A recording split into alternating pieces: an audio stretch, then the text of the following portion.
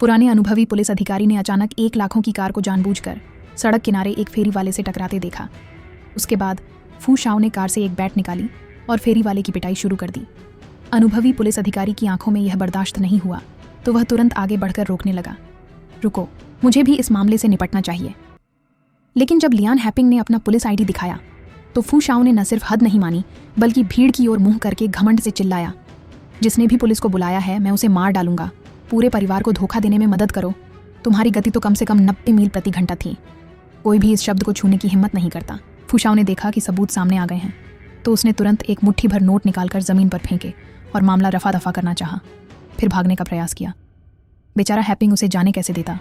जैसे ही धनी युवक ने हाथ उठाने का प्रयास किया, लियान हैपिंग ने 3 चेतावनियां देने के बाद एक ही बार में उसे काबू कर लिया। पुलिस स्टेशन पहुंचने के बाद भी धनी युवक अभी भी निडर था, क्योंकि उसके पास अपनी वकीलों की टीम का समर्थन था। वकील ने सोचा कि ढेर सारे पैसे से लियान हैपिंग को रिश्वत दे सकता है, लेकिन अप्रत्याशित रूप से लियान हैपिंग ने इस पर कोई प्रतिक्रिया नहीं दी, बल्कि तुरंत अपना फ़ोन निकालकर सबूत रिकॉर्ड करने लगा। वकील तुरंत घबरा गया और चुपचाप भाग गया। लेकिन यह वकील भी आम नहीं था। उसने जल्द ही दूसरा रास्ता ढूंढकर मामला सुलझा लिया। 2 घंटे बाद फेरी वाला लियान हैपिंग के पास आया और दावा किया कि वह धनी युवक के साथ समझौता करना चाहता है और कोई आपराधिक जिम्मेदारी नहीं लेना चाहता। पता चला कि वकील ने फेरी वाले के परिवार को धमकी दी थी। फेरी वाले के पास कोई चारा नहीं था और उसे समझौता करना पड़ा। उसने ज़मीन पर थूकते हुए कहा, मैं जुर्माना स्वीकार करता हूँ, उसे 100 दे दो। धनी युवक का घमंडी और मार खाने लायक रवैया अभी भी लियान हैपिंग को गुस्सा नहीं दिला पाया। लेकिन बगल में नए आए एक पुलिस अधिकारी का स्वभाव इतना अच्छा नहीं था। उसने सीधे 1 लात मारकर जवाब दिया। जब दोनों पक्षों में विवाद चल रहा था, तभी आसपास के आवासीय क्षेत्र में एक और बड़ा आपराधिक मामला सामने आया। देखते ही देखते लोग पिटाई करने वाले गुंडों का पीछा करने लगे। आखिरकार गुंडे एक सीवेज ट्रीटमेंट प्लांट में घिर गए। उसी समय लियान हैपिंग भी अपनी टीम के साथ वहां पहुंच गया।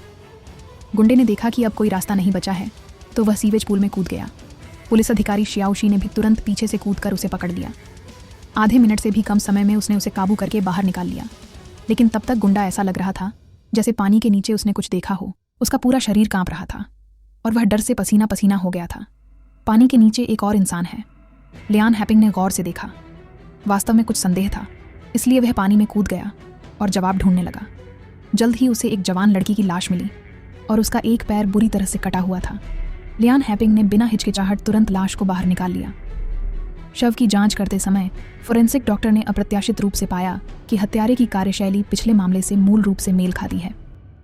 शुरुआती निर्धारण के अनुसार कार्यशैली एक जैसी है। अगर यह लाओ झाओ है तो मुश्किल होगी। लाओ झाओ कौन है? लाओ झाओ दूसरी टीम का कप्तान है। इस साल मार्च में उसके पास एक मामला था। वह भी एक जवान लड़की का था। उसका भी एक पैर कटा हुआ था। अब तक मामला सुलझा नहीं है। क्या यह एक ही हत्यारे द्वारा किया गया अपराध है? और तभी भीड़ में से एक खून से सना आदमी घबराकर भागने लगा। क्या हत्यारा वही है? लेकिन जब पुलिस ने उसे काबू किया तो आदमी ने दावा किया कि उसके शरीर पर लगा खून मुर्गी काटते समय लगा है। फोरेंसिक डॉक्टर ने उसे छुआ और सूंघकर देखा। वास्तव में मुर्गी का खून था। उसने सुबह दरवाजे पर मुर्गी काटी थी। जगह जगह मुर्गी के पंख फैले थे। इस तरह आदमी का संदेह तुरंत दूर हो गया। लेकिन आखिरकार हत्यारा कौन है? और दूसरी ओर बेटी के घर लौटने का इंतजार कर रहे बूढ़े दंपत्ति को बेटी का कोई अता पता नहीं था। पिता ने स्कूल में फ़ोन करके पूछताछ की, लेकिन रूममेट ने कहा कि उसकी बेटी कल रात से हॉस्टल नहीं लौटी है। अंकल, जो जो लौटी है, वह कल रात से नहीं लौटी है। नहीं। अरे, तुम सबने जो जो को देखा है? नहीं नहीं, किसी ने जो जो को नहीं देखा। इससे पिता पूरी तरह से घबरा गए। सबके कहने पर उन्होंने पुलिस में रिपोर्ट की, लेकिन उन्होंने सोचा भी नहीं था कि पुलिस स्टेशन पहुंचने पर उन्होंने संयोग से पुलिस की बातचीत सुन ली और वे तुरंत स्तब्ध रह गए। मृतका का नाम शेन जियोजो था। शेन जियोजो। चेन जियानबिन के नवीनतम सस्पेंस ड्रामा ने वास्तव में हिम्मत दिखाई है। इसमें एक सीरियल किलर है जो सिर्फ किशोर लड़कियों को निशाना बनाता है। हर बार उनके साथ दुर्व्यवहार करने के बाद उन्हें जिंदा गला घोंटकर मार देता है। इससे भी ज्यादा घृणित बात यह है कि हत्या के बाद वह हर बार पीड़ित की पिंडलियों को काटकर शव के साथ गंदे पानी के तालाब में फेंक देता है। इस बार की पीड़ित शेन जियाओजो अपने माता पिता की नज़रों में एक अच्छी बच्ची थी और गांव की इकलौती कॉलेज छात्रा थी जिसका भविष्य उज्ज्वल लग रहा था। लेकिन अचानक उसकी बेरहमी से हत्या कर दी गई और उसका एक पैर काटकर गंदे पानी के तालाब में फेंक दिया गया। फोरेंसिक जांच में पता चला कि शेन जियाओजो को मरने से पहले अमानवीय यातनाएं सहनी पड़ी थीं।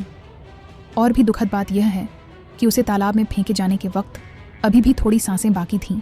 यह सोचना भी मुश्किल है कि उस वक्त वह कितनी पीड़ा और निराशा से गुजरी होगी। शेन जियाओ जो के साथ जो हुआ वह सामान्य प्रकृति का यौन उत्पीड़न नहीं था, बल्कि एक कर्तव्य जैसा लगता है। यह शायद एक बहुफलकीय स्तंभ जैसा था जिसकी सतह चिकनी थी। हत्यारे का पता लगाने के लिए पुलिस सबसे पहले उसके स्कूल पहुंची।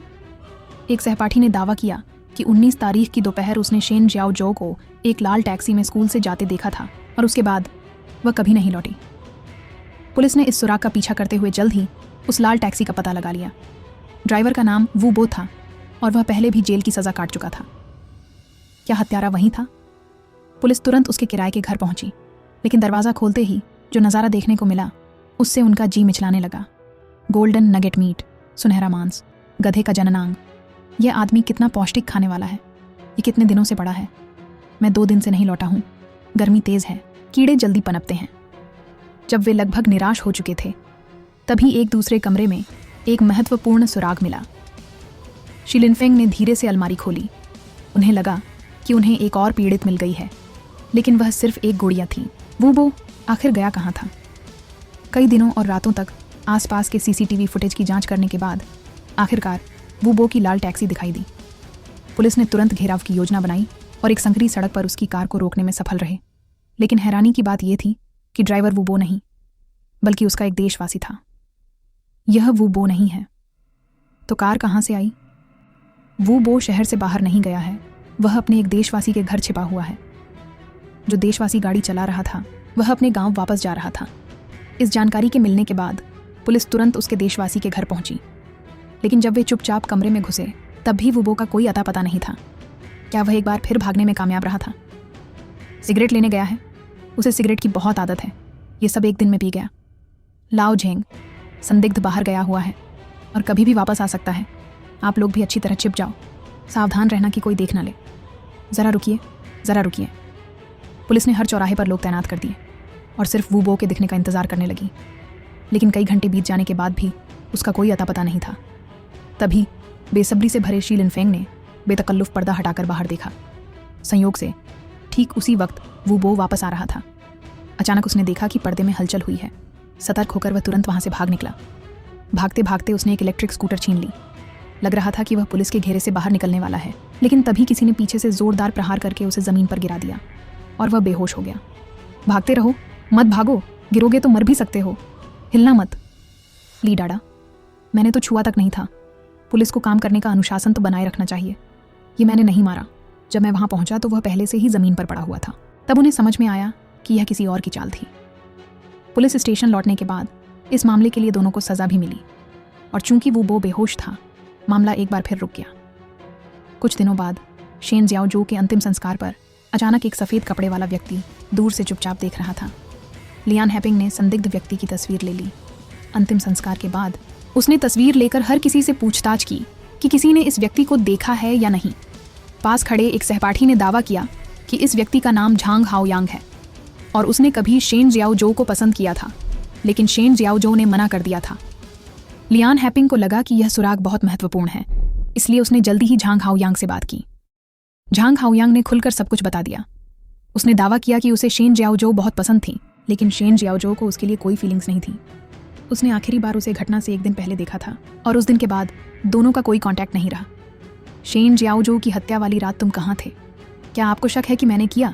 अगर मैं खुद को मार डालता, लेकिन जियाओ जो को नुकसान नहीं पहुंचाता। लगता है नाटक कर रहा है, वह नकली है शायद। हो सकता है यही वह हो। छोटे चाचा, बड़ी मुसीबत हो गई है, जल्दी वापस आओ। बेटी की बेरहमी से बलात्कार और हत्या कर दी गई। बूढ़े पिता इतने बेचैन हो गए कि एक रात में उनके बाल सफ़ेद हो गए। उन्होंने कभी सपने में भी नहीं सोचा था कि उनकी मेहनत से पढ़कर बड़ी हुई मेधावी बेटी फूल जैसी उम्र में ही इस तरह दुनिया छोड़ जाएगी। लेकिन उन्हें इस बात की और भी ज़्यादा उम्मीद नहीं थी कि हत्यारा अभी तक पकड़ा नहीं गया है। लेकिन इंटरनेट पर उनकी बेटी के बारे में नकारात्मक खबरें फैल रही हैं। किसी ने खुलासा किया कि उनकी बेटी की मृत्यु से पहले झांग छाओयांग नाम के एक अमीर परिवार के लड़के ने उसे रखैल बनाया था और वह अक्सर इंटरनेट पर अश्लील लाइव स्ट्रीमिंग भी करती थी। उन्हें विश्वास ही नहीं हो रहा था कि उनकी इतनी सीधी सादी और भोली भाली बेटी ऐसे काम कर सकती है। ये सब कुछ निश्चित रूप से उस अमीर परिवार के लड़के झांग छाओयांग ने किया है। इसलिए उन्होंने खुद ही अपनी बेटी का बदला लेने का फैसला किया। उसी रात उन्होंने चाकू तेज किया और सीधे झांग हाओयांग को अपने कब्जे में ले लिया। तुमने किया है? हाँ बोलो, क्या तुमने किया? क्या तुमने अभी किया? क्या तुमने किया? जब वह झांग हाओयांग को मारने ही वाले थे तभी अचानक पड़ोसी आ गया और उन्हें रोक दिया। पड़ोसी के आने से तुरंत एक हत्या होने से रोक दी गई। दोनों के जाने के बाद लियान हैपिंग भी उस जगह पर पहुंच गया। उसने देखा कि झांग हाओयांग, जो बहुत ही अजीब तरह से व्यवहार कर रहा था, कार के डिक्की से कुछ सामान निकाल कर जाने वाला था। वह उसका पीछा करता रहा और अंत में उसने देखा कि झांग हाओयांग एक बेहद छिपे हुए छोटे से कमरे में घुस गया। उसने निश्चय किया कि इसमें निश्चित रूप से कोई गुप्त रहस्य होगा, इसलिए उसने तुरंत अपने सभी साथियों को बुलाकर उस जगह को घेर लिया। झांग हाओयांग अंदर था। उसके पास वास्तव में एक रहस्य था। यह जगह एक परित्यक्त गोदाम जैसी दिखती थी, लेकिन आसपास रहने के निशान थे। शायद यह कोई अवैध धंधा चलाने का अड्डा था। उसे रोकना ऐसा नहीं लगता। शायद यह नशीले पदार्थों या यौन शोषण से जुड़ा है। जब इस जगह के मालिक को गिरफ्तार किया गया तब पता चला कि झांग हाओयांग नशीले पदार्थों की अधिक मात्रा लेने से कमरे में ही मर चुका था। किशोरी के बलात्कार और हत्या का संदिग्ध अब सबूतों के बिना मर चुका था। जब मामला एक बार फिर से गतिरोध में फंस गया तो आओ जियाओजिए नाम का एक मनोरंजन कंपनी का मालिक पुलिस की नज़र में आया, क्योंकि मारी गई कई किशोरियां उसकी कंपनी में लाइव स्ट्रीमर रह चुकी थीं। तुम्हें लगता है कि यह आओ जियाओजिए है? मुझे लगता है कि शायद इस कमरे का दरवाज़ा मिल गया है। यह आओ जियाओजिए स्थानीय स्तर पर वास्तव में एक महत्वपूर्ण व्यक्ति है। उसके नाम पर एक डाहाओ संस्कृति प्रसारण कंपनी है जिसका मुख्य व्यवसाय नेटवर्क लाइव स्ट्रीमिंग है। वास्तव में मैं आओ भाई को उस समय से जानता हूँ जब वह आओ भाई नहीं कहलाते थे। वह बहुत मददगार इंसान है।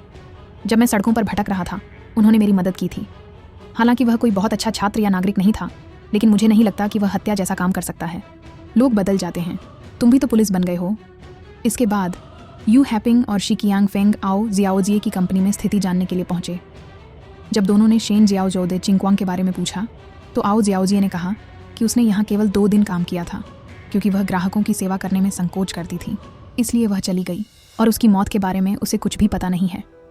तो आपकी यहाँ की लाइव स्ट्रीमर कैसे काम करती हैं? क्या हम देख सकते हैं? हाँ ज़रूर, नेता। आओ जियाओजिए ने उन्हें सभी कमरे दिखाए और फिर सभी सुंदर लाइव स्ट्रीमर को इकट्ठा करके दोनों नेताओं के तनाव को कम करने के लिए एक गाना सुनाने का दावा किया। जब वे गाना गा रहे थे तब एक लड़की लगातार शी कियांग फेंग को देख रही थी। ये दृश्य सतर्क लियान हैपिंग ने देख लिया। वापस जाते समय उसने शी कियांग फेंग से उस लड़की के साथ संबंध के बारे में पूछा। शी कियांग फेंग ने इनकार नहीं किया।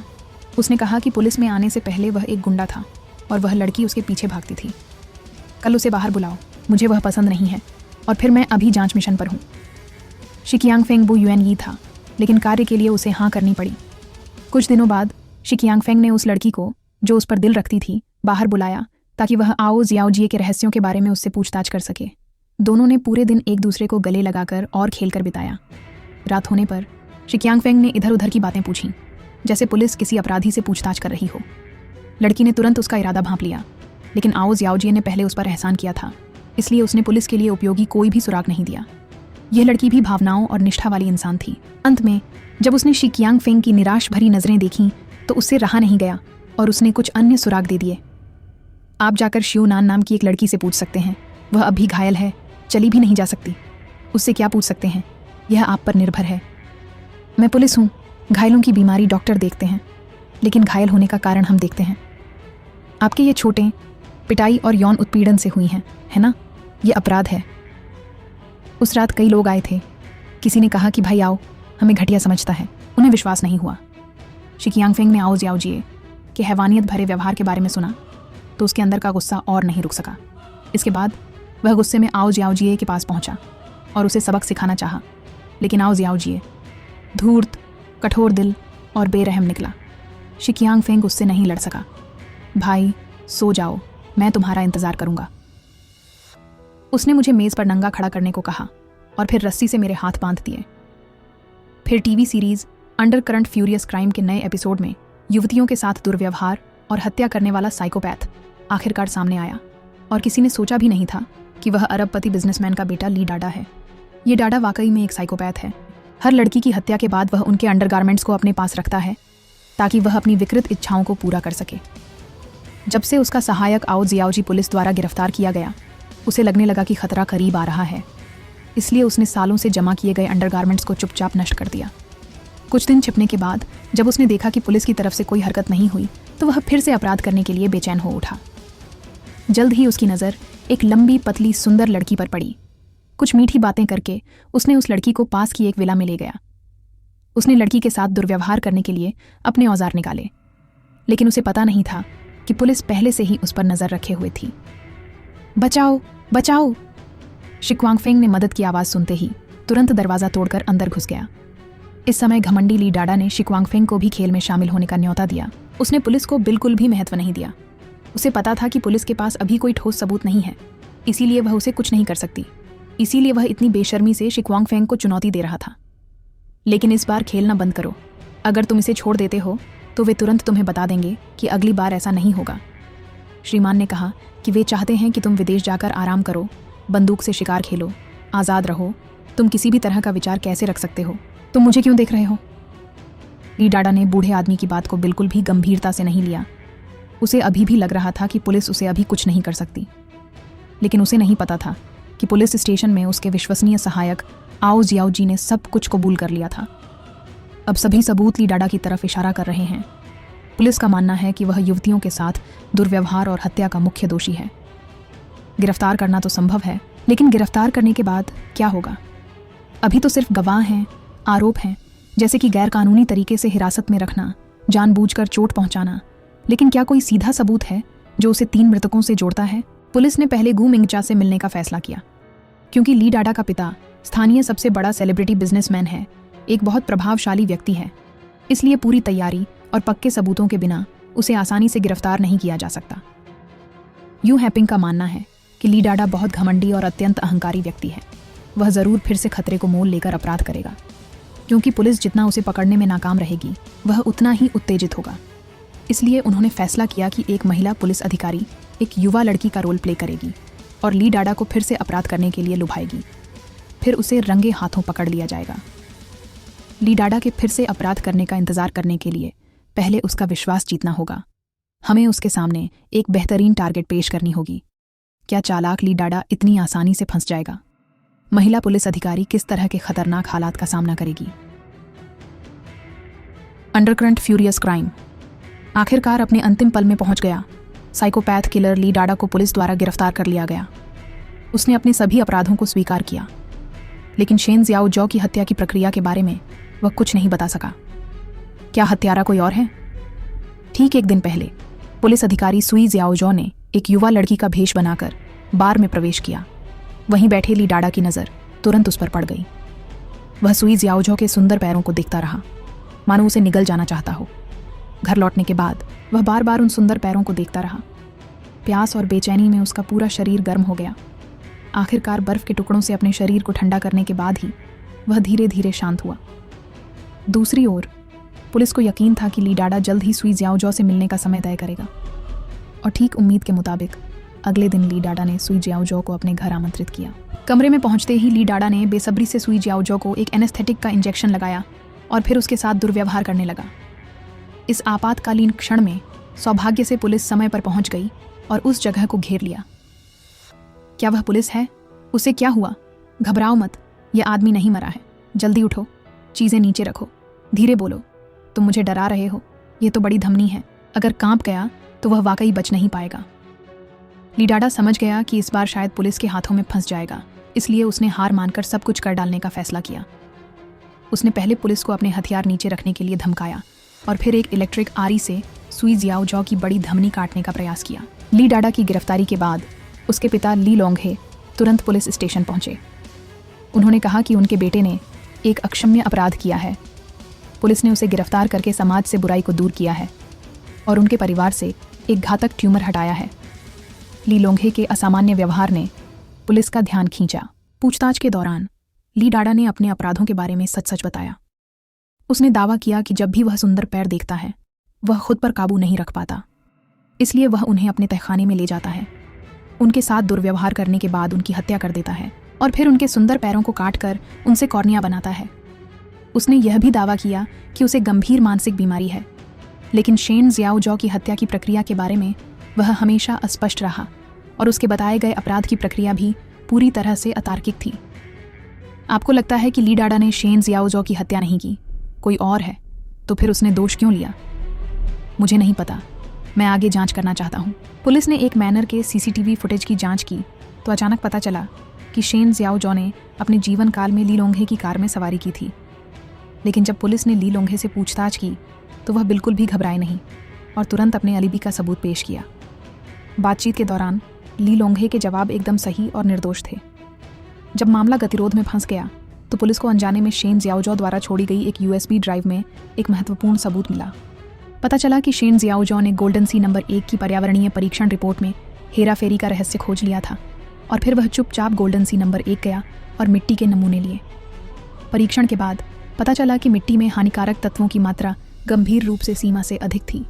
आम लोगों के स्वास्थ्य के लिए उसने कई बार गोल्डन सी नंबर 1 के चेयरमैन ली लोंघे से बात की, लेकिन ली लोंघे अपने स्वार्थ के कारण आम लोगों की जान की परवाह नहीं करते थे।